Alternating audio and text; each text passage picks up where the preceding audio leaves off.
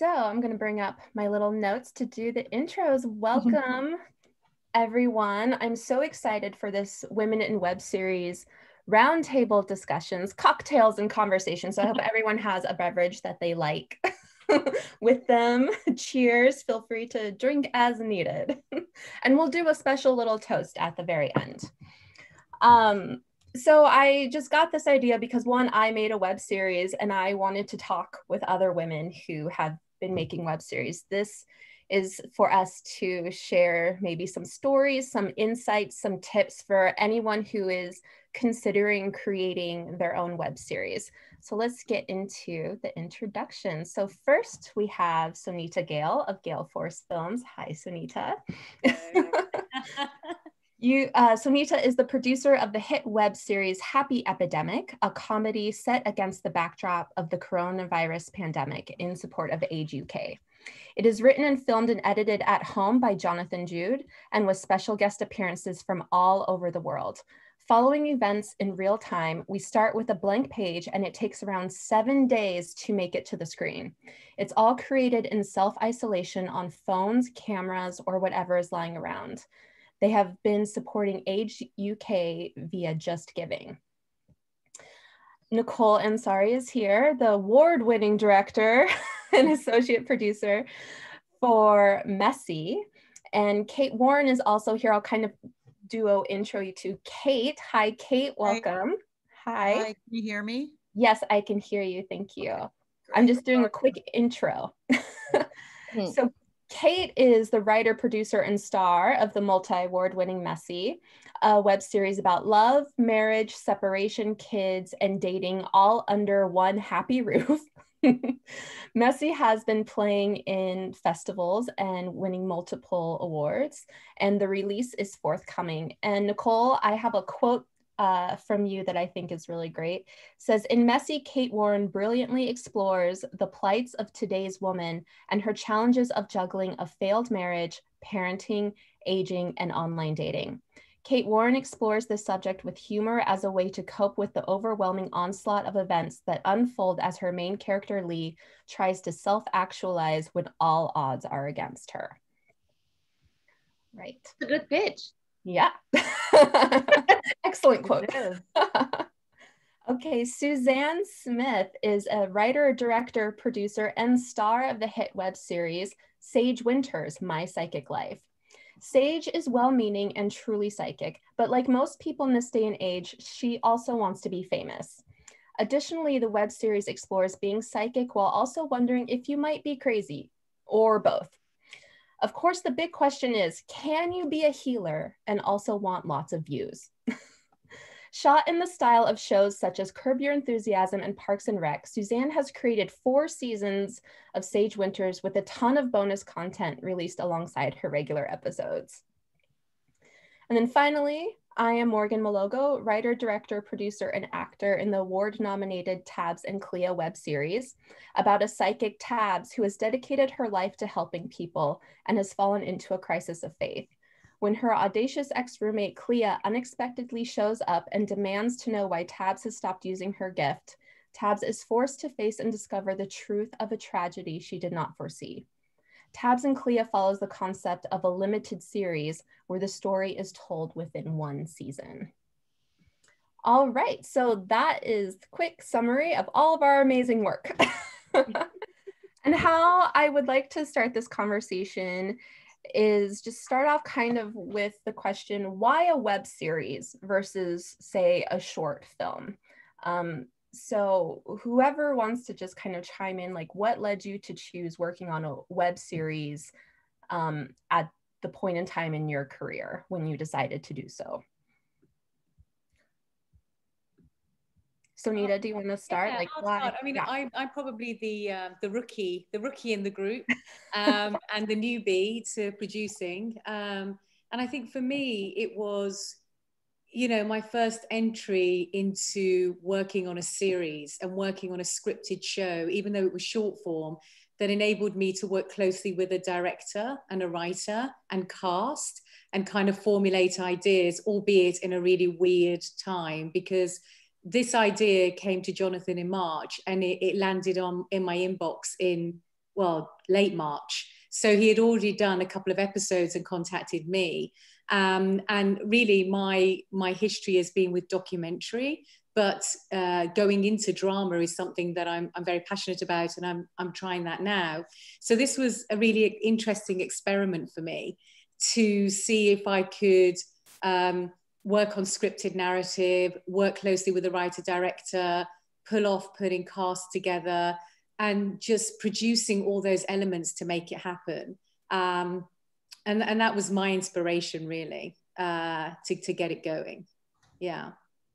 I can relate to that too, because I had made short films, worked on indie feature films, and I saw web series as a way to kind of, experiment a little bit with trying to pull off a television-esque format. And I was actually very inspired by Suzanne because we are friends, and she was doing Sage Winters, and I had a lot of talks with her while she was doing that. And I just felt like, oh, this is really interesting. Yeah. Yeah. When I started, like in, what is it, 2011 or 2012, it was really kind of new. I didn't even know what a web series was. And this was my friend Chris Beadham's idea. It wasn't even my idea. I was just an actress at that point. And we had a whole other thing we wanted to do with like a spoof on the ghost hunters, kind of thing. And I was going to be the psychic. And then he got cast in something. And I was like, I want to do this because I had nothing to do. And I never produced anything, but I realized, oh my God, I love doing all of these things. Long time ago, I'd edited like in high school, and I liked casting and, all the different things. And it just gave me something to do, an ongoing kind of thing to do.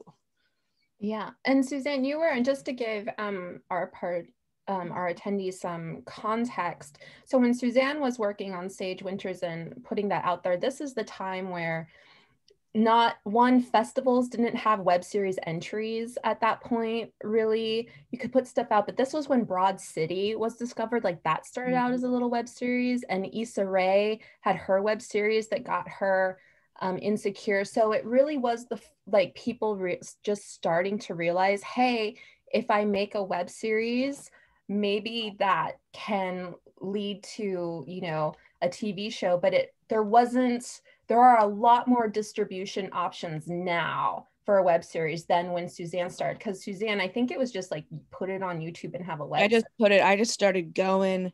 I was so excited that I had something to do. And I was just like, let's go, and I was looking for sets and everything. I loved it. I loved every bit of it. Yeah. And then Kate, what about you?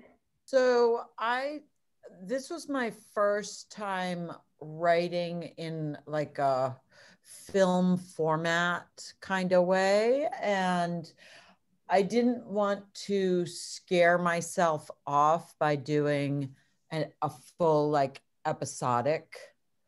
I wanted something I could,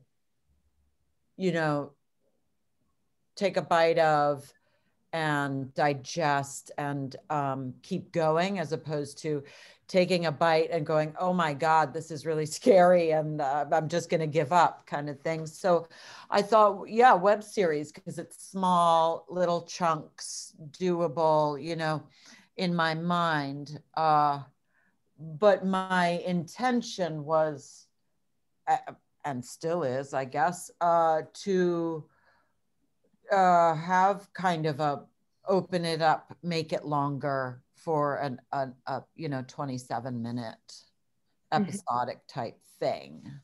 So I didn't want to scare myself really by doing that. And I wasn't, experienced with writing television format stuff. So I just wanted to take a bite out of it. And in the end, I really liked it.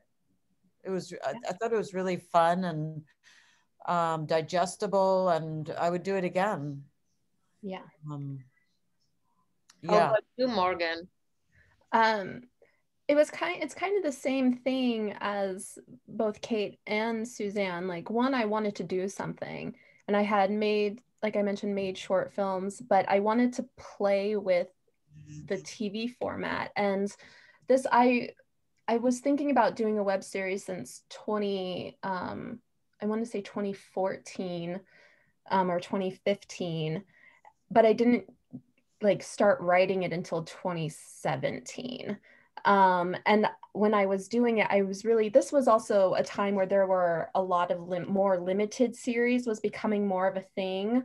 So it would just be like one season of this great show, and then the next season, if there was a next season, it would be like an anthology like American Horror Story, where it'd be a completely different story and different characters. And so that very much intrigued me. So I was like, well, I have this one scene that I had written years ago for Tabs and Clea, and it was actually a comedy, and then I kind of turned it more into a drama. But just to tell the whole story within the 6 episodes. And I wanted to play with TV. That's what the main thing I think about web series is, like getting to play with like the TV structure, or even just like what cliffhanger am I trying to create at the end of the episode that will bring people back for the next one. And Nicole, what made you decide to dive into a web series? Because you had directed shorts before, and you're an actor in shorts features on TV. It just chance, Kate originally asked me to be in one of the episodes. I said, sure. And we did a table read with a lot of actors. And what was the theater in the village? The Players Theater on MacDougall.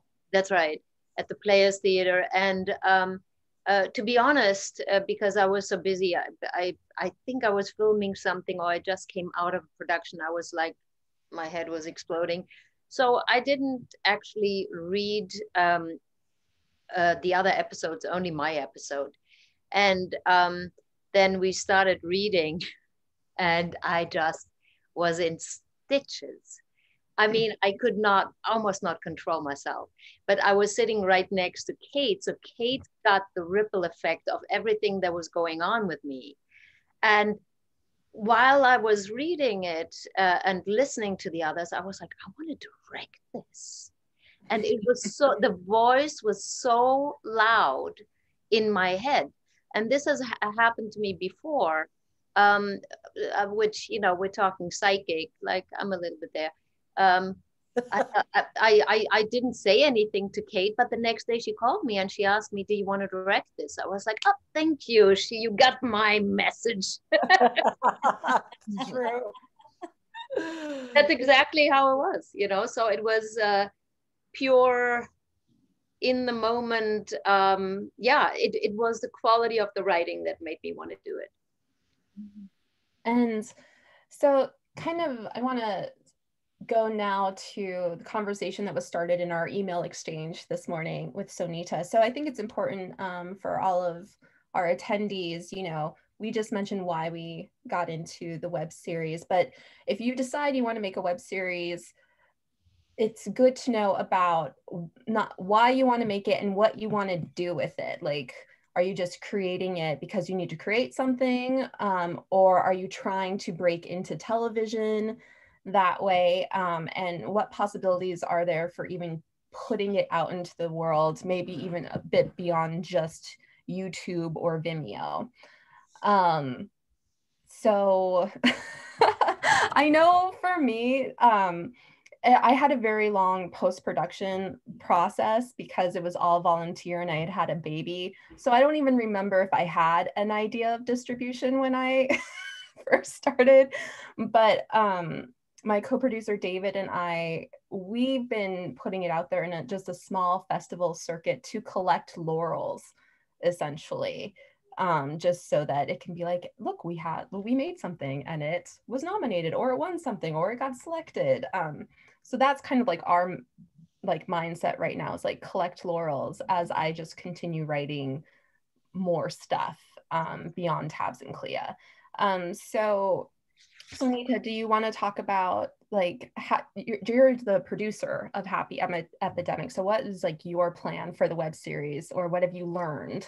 Well, I mean, the thing is, I learned a lot from actually being asked to participate in this because, I hadn't really thought about our distribution strategy. And I guess the reason being is because we made this during the lockdown.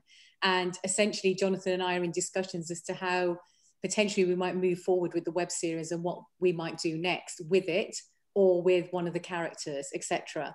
So for me, we obviously released it on YouTube. We did a campaign with Age UK. We had the most amazing cast, including Nicole. Thank you so much. And Cody, a friend of Nicole's. And it was at that time, we were thinking, okay, how can we get this out there? And that thought's been with us for the last few months. And then being asked to participate in this has really triggered me to think about, okay, what is our distribution strategy? I've actually just made a 2-minute short with a friend of mine about the NHS. And we're going to be submitting to various short form festivals. And it's only now I'm beginning to understand and realize the various platforms that are out there for us to get in touch with, to contact. I mean, I didn't realize that, Channel 4, Discovery, BBC, all these different places that I can go to. And I guess the reason why they're there is because they're looking for talent, they're looking for content. And, everybody's in this kind of like short form mentality right now. Our attention, there's so much content out there to watch, there's so much to see, and to just be in and out of something and to get into that character and to enjoy it and to sort of really dine on it, I think is where a lot of people's minds are right now. So this participation has triggered me to look into the different places to distribute Happy Epidemic, and indeed perhaps collaborate with a distributor to formulate the story. Because right now, we're in lockdown 3, our kids are going back to school tomorrow, but we don't know the future ahead and we can't really plan ahead. So we may continue doing the web series, but in a different form. So I'd like to see who's out there now to kind of take this on, really. But it's interesting because making our web series in lockdown, we were picking up on things that are happening in the media at the time. And we look back on those sort of 6 months and we think that was a big time for the planet. Over that period of time we were shooting emotionally, creatively. And there's a lot of things like the death of a person that was not in our show, but somebody that we talked about, Captain Tom, who raised a lot of money for the NHS. Right. So it's like, there's a lot of ideas flowing as to how we can distribute it, the emotional feeling behind Happy Epidemic and what it stood for, because it stood for a moment in time when we're in the midst of a pandemic, a global pandemic, and indeed what the distribution opportunities are ahead. So this participation has triggered me to look into all of that. So thank you. Thank you. And what about for Messy? Well, we kind of don't know what we're doing. We're going to release it soon, right, Nicole? Well, I mean, that is the plan. It's honestly, Messy got so much attention on the festival circuit, and every person that we send it to who are in the industry, they were like, oh, don't just put it on YouTube. Like, this is a gem. You should, do this or that. And, every single person, and I would say like 5 big shots that we had, it's like pulling teeth, like just to get them to watch it. Then once watch it to respond. Once they say, oh my God, this is so brilliant, I'm gonna bring this to blah, blah, blah, to pitch it. Like, we had a producer who was like, oh, look no further, I'm gonna take it to Netflix and blah, blah, blah. And so there was a lot of heat, and it felt like it could actually be something that could either, sometimes what they do is they buy the concept and then redo it, or they decide, oh, this is great, let's do it in this kind of kamikaze filmmaking type of way, costs us less money, and is good as it is. So we were still hoping, and are still a little bit open to that. But at this point, because it's been so long, and all the people that, you know, at HBO and then in different places, like big people are not really focusing enough on this for us to make it worthwhile to hold it. We now feel like it's maybe time to release it. The thing about it is, I would hate to release it and then like 20 of our friends are saying, "Yay, well done." No. Mm. Yeah, maybe you want to elaborate. I don't know. Me? Yeah. Oh, yeah. So that's kind of exactly what it is. But I'm at the point now where I think we should just release it out into the universe and do what we can with it, social media wise, and just hope and pray that it gets more and more views, and then getting it in. I mean, I don't know how you get it into the right hands anymore. Yeah, so I mean, just hoping and praying and doing the work, the pushing, and getting an audience, you know.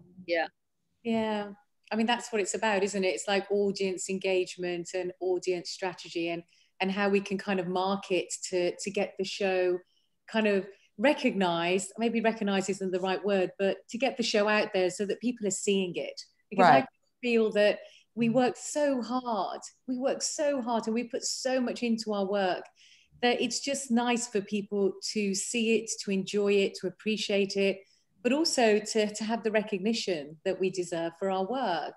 And you're right, I felt the same with Happy Epidemic. It's like, you know, I felt like, oh, we'll put it on YouTube and a handful of people will see it. And I think that now we're in this moment where it's been such a creative moment. Everyone's been at home, everyone's been on Zooms.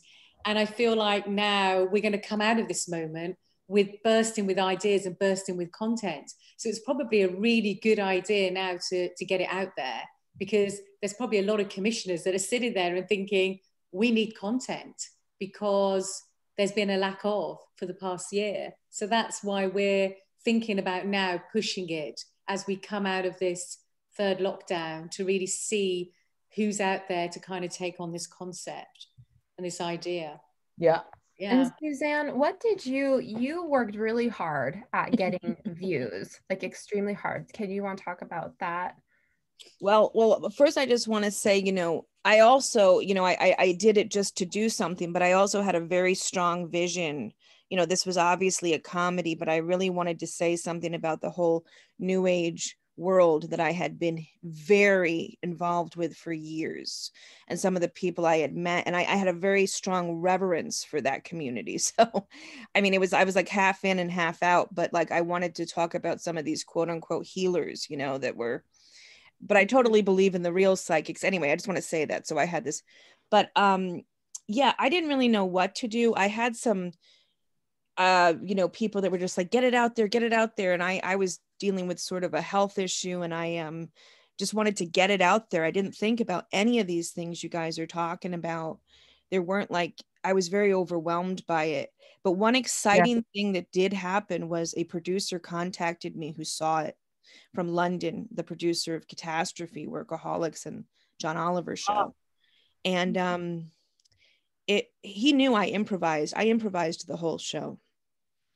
There was no writing at all. Yeah. I mean, there's very little. I mean, very you know, loose outline and not one, you know, and I liked that. I liked it for what I was doing, and he liked it. And we met in New York, and he was like, I love that you have real people in it. You know, I filmed a whole episode with a guy I met 2 seconds before. He was one of the best actors. I met him in the park that I'd ever worked with. And he loved all that about it. You know, he's like, you know, but then there was a lot of miscommunication, and he gave it to the script. He said, you have to write a script. And I was like, okay, you know, and I am a writer and I love scripts for some things. And then I got the script to him and, or to this other woman, and she didn't even know about the web series. so it was very confusing. And then I had another friend who came on board. There were a lot of people involved. And finally I said to him, I'm having nightmares that, you know, it's going to turn into a different show if it has this like script. I didn't realize that you can kind of write a loose script or a loose outline, and there can be takes for improv. And I just didn't know. I didn't know. And he was like, well, if you want it, basically, he was like, he was really busy. He was like, if you want it like that, you know, I have to be personally involved. And I can't be personally involved right now. And so it kind of, you know, I don't know where it stands. It kind of, you know, fizzled away. But that, yeah. But he did see it on YouTube. But I did, and another thing is, a lot of people thought this was real and not a web series, that they thought it was a documentary, which is what I wanted initially, which was also confusing to people. But I think now people know. I hope people know, because I just feel like I should be pitching it. I should be doing all these things with it, and I just can't do it alone anymore. Yeah. I need help. I can so relate to that feeling of being alone. I had one woman who was supposed to be co-producing it with me, and that my web series with me, and that fell apart.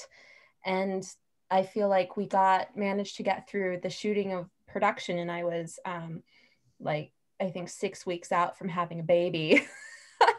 And then had a baby, and then it's like working postpartum, and my series was completely volunteer. It didn't have money behind it, which always means it takes longer. And it was just trying to finish it and make decisions, and it was just so hard and so lonely. And you sometimes reach this point where you're like, I don't know if I'm doing the right thing at all. And I know that once it was finished, it was officially finished beginning of April last year. And then we decided to release it end of July. And I was just at the point where I was like, I just need this out. I need this out in the world. It's done. I need to put it out there. And, you know, thinking back, the initial intention actually for my series was the lead actress and I had knew each other through acting class, and had recently come back to the Hudson Valley. And there's a big film community here, but the film community didn't know us. So we thought, let's, you know, she wanted to act in something, and I was like, well, let me write something and let's show them what we can do. Like, it's a great, like, let me show you what I can do with like next to no money, like what I can pull off. So, you know, help build a reputation, which I think I am actually doing with getting involved with UPWIFT and helping do these events, and they're seeing what I've done. So that intention is being realized. And then beyond that, I, you know, was like, well, I need to have a script. And I think that's part of what I've been working with some mentors and stuff. And part of it is like, cool, you did a web series. Cool. Like, there's definitely that attitude of like, oh, okay, great, you did a web series, but they're like not going to watch it.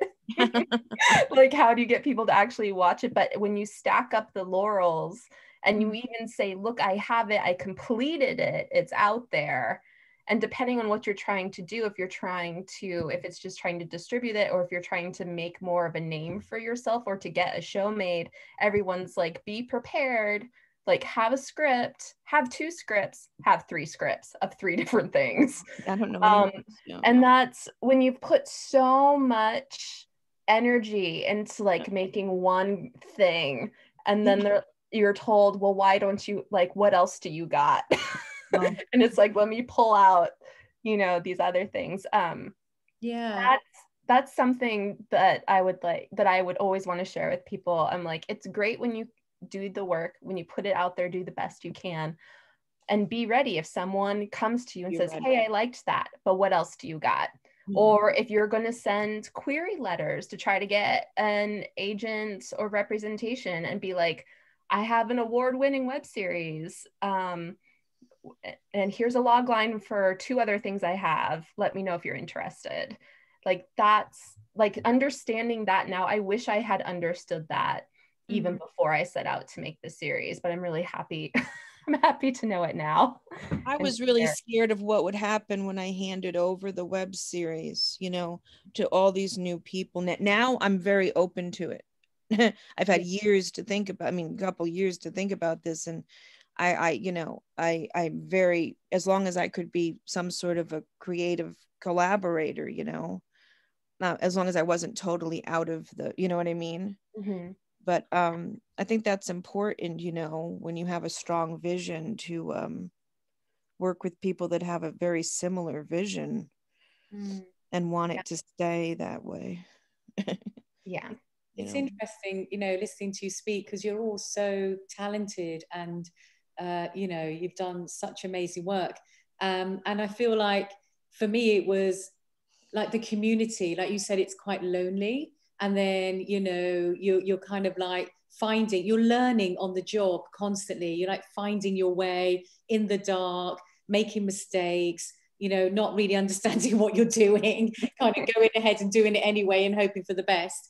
And it's kind of like, for me, even like looking at those links today and thinking, actually, it'd be really good to have a kind of web series community or a place you could go to where it's like a toolkit, you know, a place where you can just find information, you know, and you can have mentors that are on there that have made web series, or producers that are kind of looking for web series, or directors that are looking to direct web series, or writers that want to write.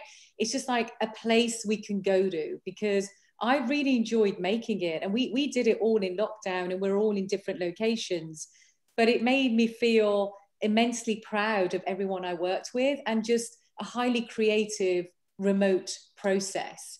So I think to myself, if we could do that remotely, what would happen when we can kind of do it together? And wouldn't it be wonderful to kind of meet more people in the community to do that with? So I think it'd be amazing if anyone's out there listening and they want to put together a kind of web series platform to help us find our way in the community. Be amazing. That would be amazing. I mean, even just connecting with you guys out there and I'm over here, it's like, you know, it's amazing, you know, and we should do more of that to support each other, not just to support women, but just to support people that are getting kind of these things off the ground that we put our own money into, we kind of don't get paid for, and everyone does it because they're kind. And then you know, we're putting everything out there. So it's kind of, yeah, a kind of, anyone wants to help with formulating a web series platform, please do it for us.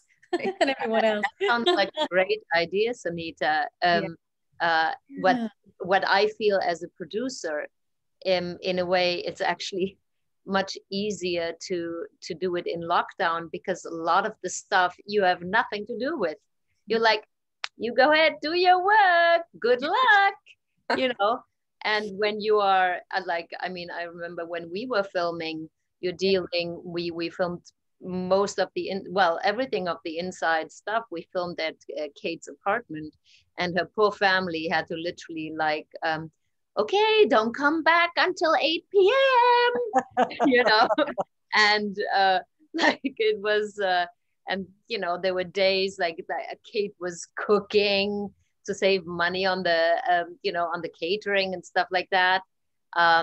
It was really a handful, and I'm thinking it's actually not a bad idea to delegate. And I saw just somebody saying, like, as women, we always want to do everything alone, or we think that we have to do it alone, like especially if you're a mother, and to actually reach out and go, I need help with this, you know, come and help me with this, is something I think we all can learn. Yesterday on Clubhouse, we were talking about another thing, like women often put their light out a little bit, like, you know, a CEO of a huge company will meet somebody at a cocktail party and they go, and so what do you do?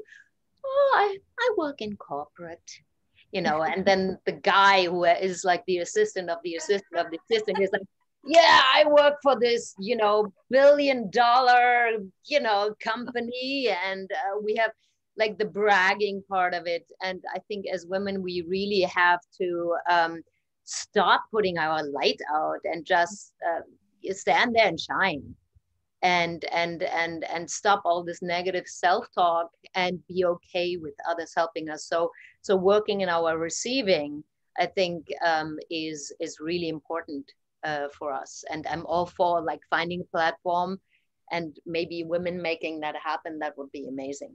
Yeah. Yeah. That really would be. And I know I was incredibly fortunate because I didn't know anyone in the Hudson Valley, and I found a film group on Facebook, and I was just put it out there. I was like, hey, I have a web series I want to make, and I'm looking for a female DP. There's not any money behind it, but if there's anyone interested. And there was one woman, my DP, Rachel Saltzman, who said, send me the script. I'll tell you if I like it and want to do it. And she did. And I like that support of, and I was like, thank God she liked the script. I was like, yay, script. That support made, like, every crew member I had came from her network.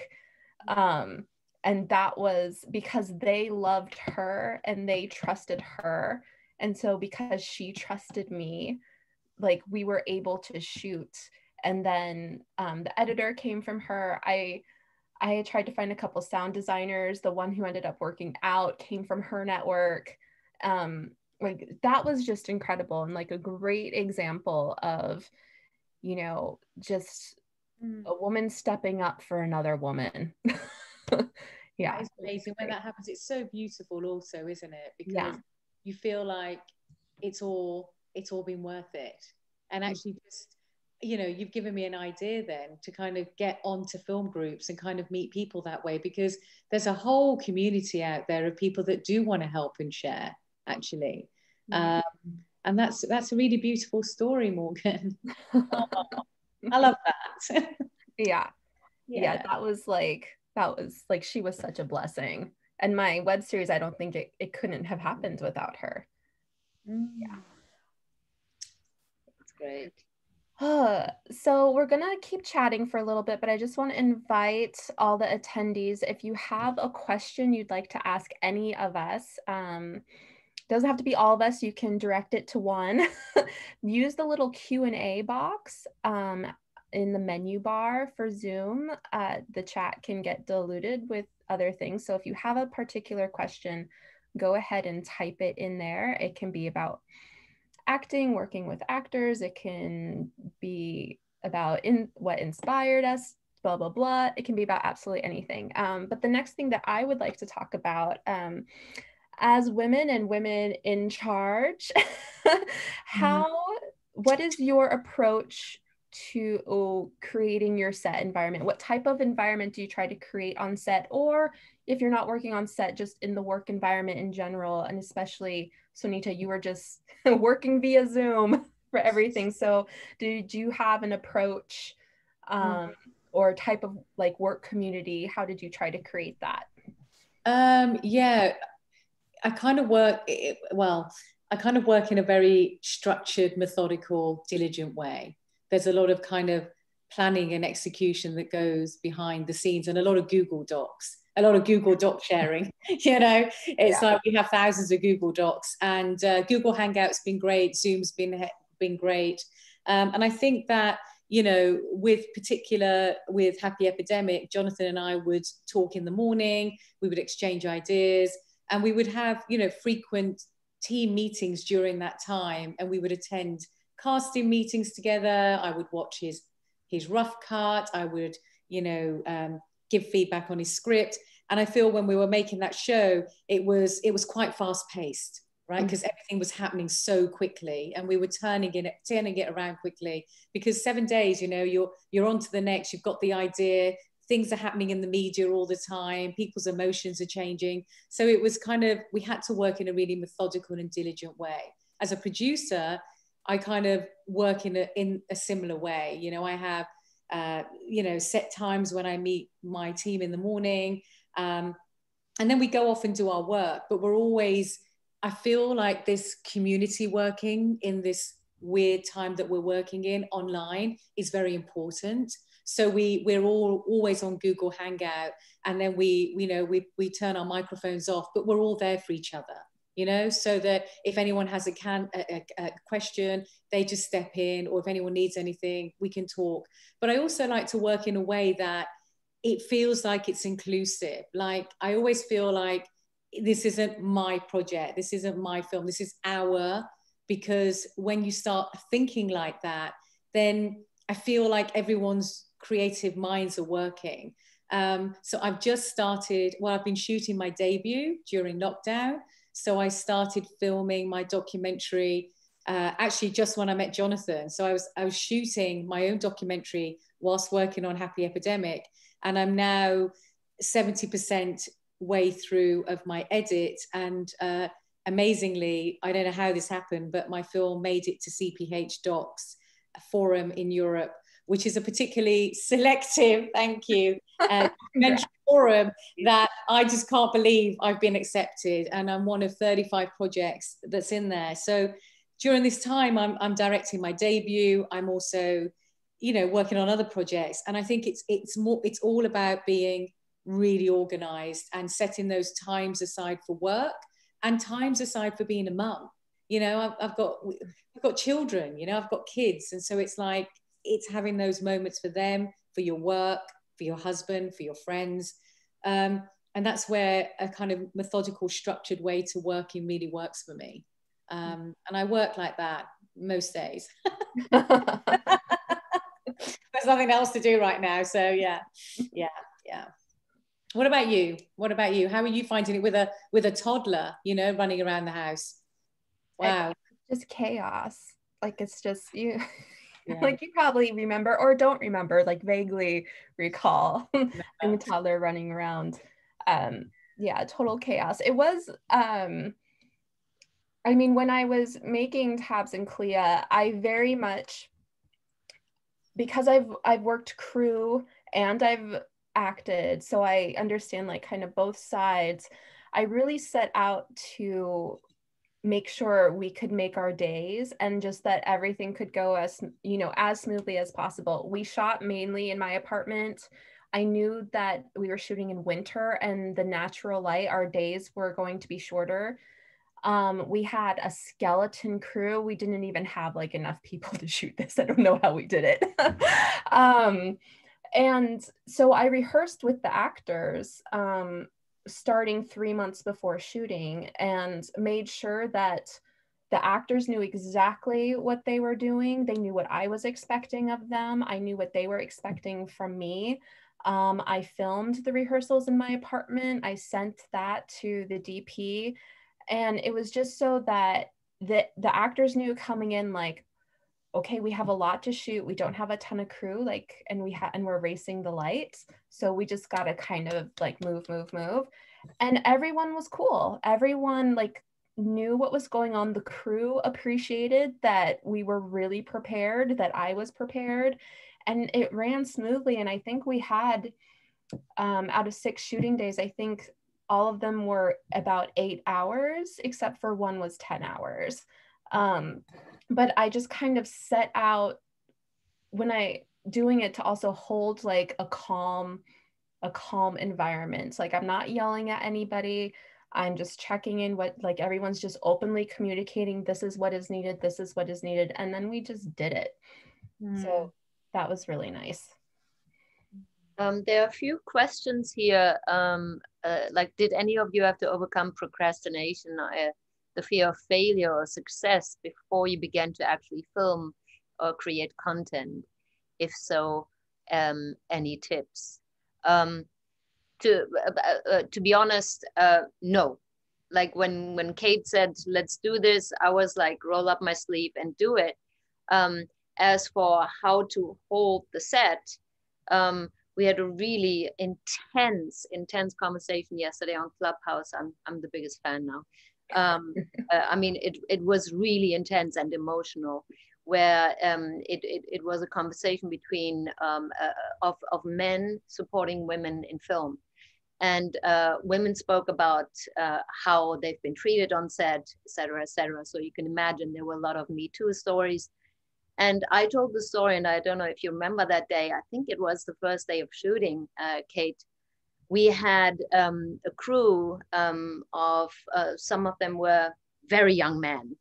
I mean, in film school, men, boys, no? My boys. And I have a tendency when I am at the helm of something, I become one of the boys because it's just easier. You know, I kind of dim my sensuality light because that can be distracting. And I become one of the boys, which, you know, is fine. And I remember sitting there and setting the shot. And I remember, you know, the grip and lights and they were like chatting and I was ready to shoot and they didn't stop talking. They were like, oh, you know, doing pissing contest. Mm-hmm. And I had to like set the tone and say, shut the fuck up.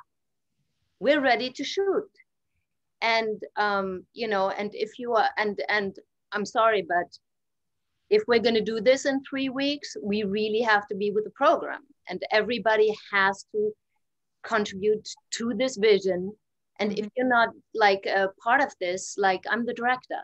So if you have a problem with that, I don't know, Kate, if you were in makeup at that time or if you remember this moment, but I think what it did is it showed the boys that, oh, you know, I can't do this. I'm like she means business. And from then on, it went really smoothly and the boys were with the program. But it took me actually raising my boys and not being gentle at all. I had to be a little bit like, boom, like this to make shit happen. What scene was that? Was that the catwalk outside or was it inside? No, that was inside. It was inside. Yeah. I don't remember. You know what? It wasn't the first scene. I now remember it was the scene where you're all in a family together, that like that postcard picture. Oh yes. It ended up being black and white. It was a really tricky scene because a lot of the scenes in Messi are taking place in the protagonist's head. And those scenes I, filmed differently. We always had like some kind of fog to make that, you know, because we didn't have CGI and all of that shit. So we found a visual language that works, but that was complicated because of the little means that we had. So there had to be really pristine concentration for those scenes. And this particular scene was maybe the most tricky one because I had a very clear vision of how it had to be. And if there was one thing that wasn't quite right, one child didn't get close enough to the table, it was like, no, that doesn't look good. So it was one of those moments. Yeah. And I think sometimes sometimes like I don't like to scream, but I have 2 boys. So I think if I had girls as children, I might be a different person now. But because I had boys, like sometimes you just got to put the hammer down. I can already, with my little guy, I already feel that. And also I went to film school, so I understand those film boys you're talking about, and good for you. Like, it's really the best way to communicate with them. But it's interesting, isn't it? Because it's surprisingly how it's predominantly still male.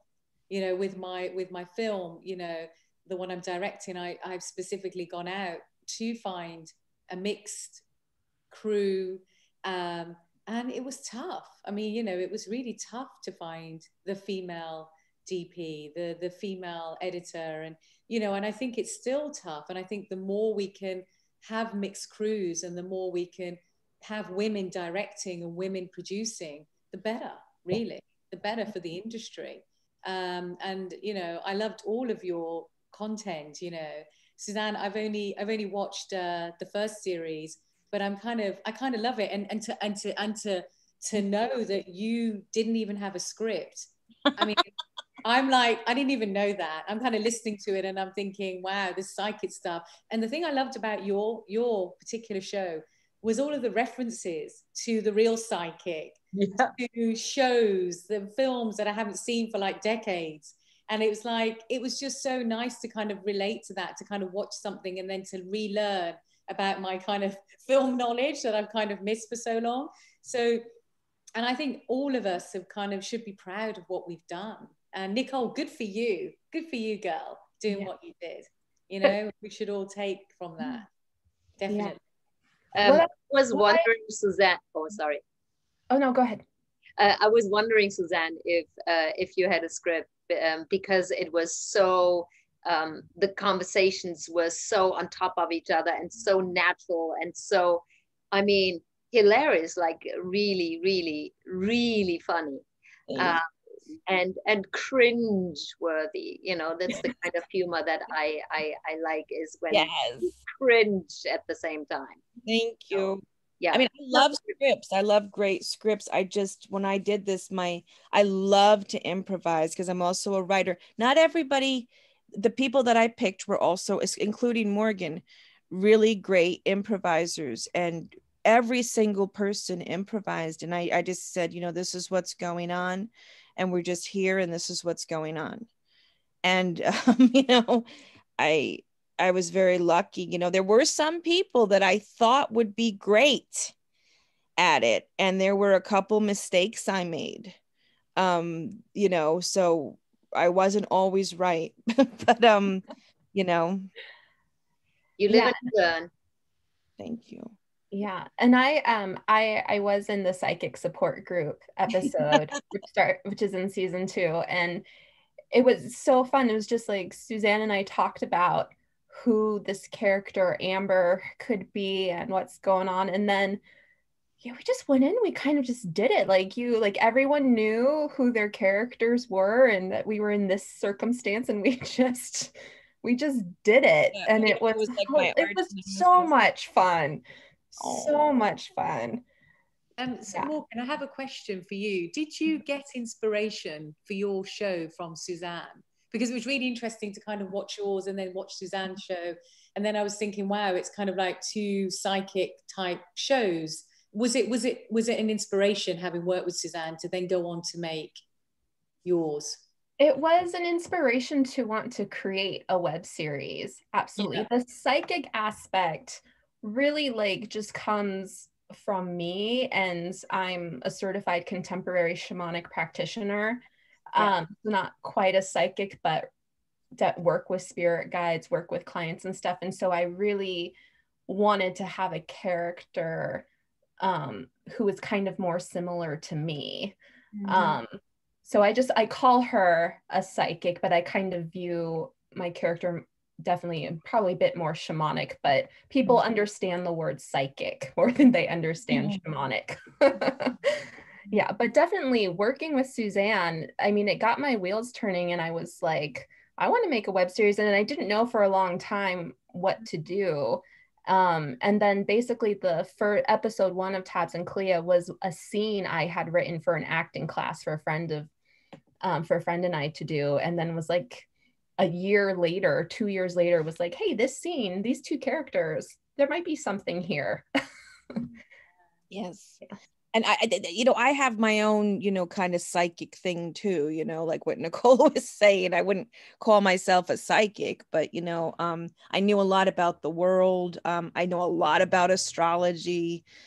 I really love the world, but I also saw a lot of charlatans, a lot of people taken advantage of, so I was like, trying to do this thing to show, anyway, yeah, it was personal to me too, But and that's how I knew. I mean, Morgan just kind of came into my life, not through that world either. We were both working with children, and she helped me a lot in a lot of ways, Morgan. I just want to say one more thing, that there were a lot of different people I worked with as far as camera people. You really have to find people you jive with. Yes. There was a man who came in, and I usually work fine with men, and there's never been a problem. But this guy wanted to be in control. And he wrote 15 scripts and sent them to me. And I'm like, what's this? And he had a really weird energy. and it ruined like this episode I did. I even flew this guy in. I ran out of money, by the way, used for this web series. I mean, you know, I have a little money left, but I mean, I was really like using my money. I flew somebody in from Italy who I thought was really funny. And the whole day was ruined because this guy was, my friend was like, where'd you find this guy? I said, I thought he was going to be he just was really, he didn't get what we were doing. And he actually had like, you know, an energetic opposition to it, you know, like, how dare she be like filming this way and kind of thing. You know what I mean? So you have to be careful. Where do you think that comes from? Is it a place of, you know, and Nicole, I'd love to learn more about Clubhouse, by the way. It sounds like a fantastic community that you're part of. But does it come from, because there are men that really support women in this industry. Oh yeah. Support men. There are men out there. But where does it come from? Does it come from a place of, you're a woman, keep your place, I'm the man? Or does it come from a place of, you know, I know better than you, and you know, step aside, let me just get on with it? It's kind of weird because I had a sort of similar experience, and we just had to talk it out. I just had to, you know, stop shooting, pull to one side, just get on a level and just talk it out and talk out those differences. Yeah. Because I felt the same kind of energy from a cameraman I worked with. And it was just, in the end, a misunderstanding, you know, and miscommunication. And, you know, I learned a lot from that experience, but I was wondering, you know, where does it come from? Because the industry's growing. There's a lot more women that are directing now, and a lot of actors that are taking the directing seat. You know, actually think, I think it comes from that "this is mine" mentality that you were mentioning, how you try to approach like this is ours. And I just read, there's a great article, it was either in Deadline or Variety, about a producer who did a deep dive with a leadership coach and was discovering that the big problem in the entertainment industry is that there are all these people in leadership positions and no one has been trained how to be a leader and how to run big sets. And where you have even corporations always doing leadership development and all of that, that is lacking in the entertainment industry. And I think that that is probably where that mentality comes from, of a lot of the ego of like, I'm coming in, my work is amazing, this is mine, nobody better get in my way. As opposed to the collaborative energy, which I feel, you know, most women tend to have a more open collaborative energy. And it's that balance of like, well, when do I step up and say, knock the fuck off and listen to what I'm saying, and also, you know, be open and have a collaborative energy. Like it's very interesting and it's very difficult to navigate. And it's that thing of like, you got to have a tough skin. Yeah. But I think that's where it comes from. Yeah, it's very interesting you say that, because recently I've just joined a union. I mean, in England, I'm like, my mom was a key worker. Unfortunately, she passed away in December. So it was really lovely to watch your psychic pieces, I must say, because my mom was really into meditation and transcendental meditation, and she lived till she was 88. And she's been coming to me in my dreams and, you know, communicating with me. But it was, you know, I've just joined a union because my mom was part of a union because she was working in a factory when I was little. And I've been doing sort of union courses about sort of inclusiveness and mentorship and guidance and conflict and how to deal with that. And I've just found, so the union's called BEC2, if anyone's listening, in the UK. And it's just been an incredible experience so far, because it's a community of freelancers. We're all on a level, we're all equal, and we're going into it to learn, to absorb, and to share. And I think that's what we need to do in our industry, because you're right, when you think of leadership, you know, it's that CEO, isn't it? That kind of head of the company, where actually a great leader is somebody that's can see things laterally and also be inclusive. And I think that's what's lacking in our industry, most definitely. Also, I didn't communicate well that day, you know, like I was kind of the director, you know, and I'm very like hands off as a director. I step in when I have to, because I just want the actors to do the best job they can. You know, I'm not like on top of everybody. But I think this guy thought that I wanted him to be the director, and I just wanted him to be the cameraman. That's all I needed, was a cameraman to film what we were doing. I didn't need scripts.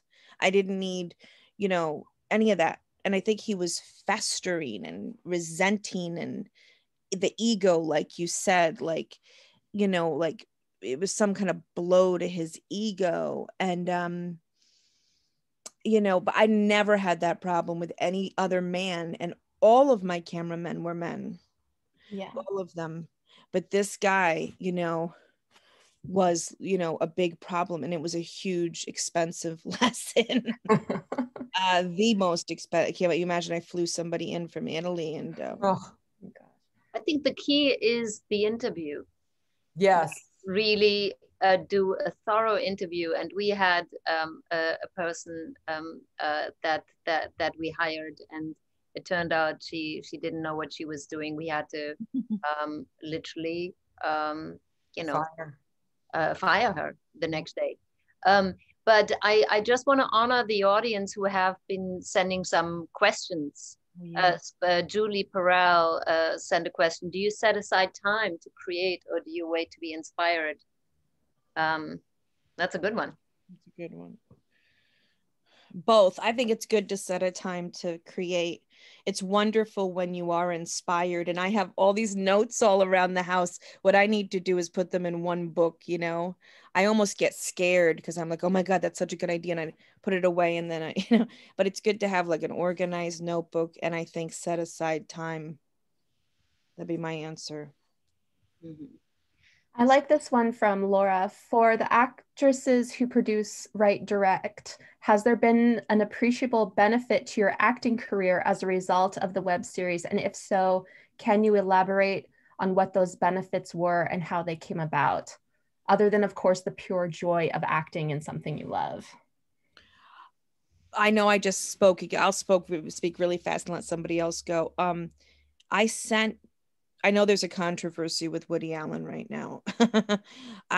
I wasn't aware of a lot of that I don't want to get into it. Anyway, I sent him the web series, and I got cast in this recent thing, his latest movie, A Rainy Day in New York, from doing that. And also the producer seeing it and wanting to produce it. But that was a solid thing that happened. Amazing. Wow. Yeah. Congratulations. And good for you for sending it. Like, I was playing around. I had a lot of like health. Just takes a ballsy move. I had a lot of health scares that lit fires under my ass. You know, I thought, you know, I don't know how much long, you know, I was like, I don't care anymore, you know, and I couldn't believe it worked. Yeah. I mean, I had somebody that sent it, my manager. It wasn't like I just sent it, but you know, yeah. And Kate, I know Messy isn't out yet, but even with what you've done, putting it out there so far for the festivals and industry people, has it helped at all with your acting? Oh no, I mean, this was all during the pandemic. Yeah. These entries and winnings, everything's been online. So no, I mean, nothing for acting. But she won Best Actress at the. But I did, yeah. I won a couple awards, so that's nice. Yeah. The British Web Awards and the Asian Web Awards. So, but yeah, no acting. I mean, I don't think there's a whole lot. There is some filming, right? But it's not up to 100%. Yeah. Yeah. We have a question from Laura. She says, I have written 13 scripts. One of them I'm working on with my cousin. We're planning on making it into a web series, but he wants to make it into a Minecraft series. The script was his idea, but I don't know if this is where the script should be. Yeah, any thoughts? I don't know the Minecraft worlds. Yeah, I mean, Nicole, I don't know whether your sons play it. I mean, my son played it years ago. Yeah. all I can say is that my son's been playing Last of Us, which is now being made into a film. You know, he's nearly 15. He's 15 in a few weeks' time, and he's been cutting Last of Us and making his own film version of Last of Us. So I've been sitting through like 2.5-hour film versions of the computer game, and that's been really interesting, because I've been watching it and thinking there is so much crossover between gaming and the film industry and the series industry and just marketing and products. And so if there's a kind of quandary between doing a Minecraft version and doing a limited series version, or a series version and a feature film version, just treatment all of it. Just treatment it out, map it out, see how it works for all three, and then maybe table it with a few individuals and see what they think, and get a community around you to kind of give you that objective opinion. Because after being exposed to these sort of games that my son plays, I see the creativity that goes behind these games, and I'd never seen that before. So the storytelling is there, and it's quite powerful. And you know, a lot of these games relate to the history of, you know, us and our being. So there's a lot of connections between the past and also the future. So I think just my advice would be to kind of do a treatment of all three, or whatever ideas you have, and then just table it with friends and family and see what they think. I had a conversation with my son Torrin about that very subject yesterday, and he said, I think the future of film is going to be video games where you can enter and you can change the story. Oh no! And of course, my heart slightly broke, because I'm cinephile, old school. You know, I like the Japanese director Uzo, and yeah. You know, that's my kind of cinema.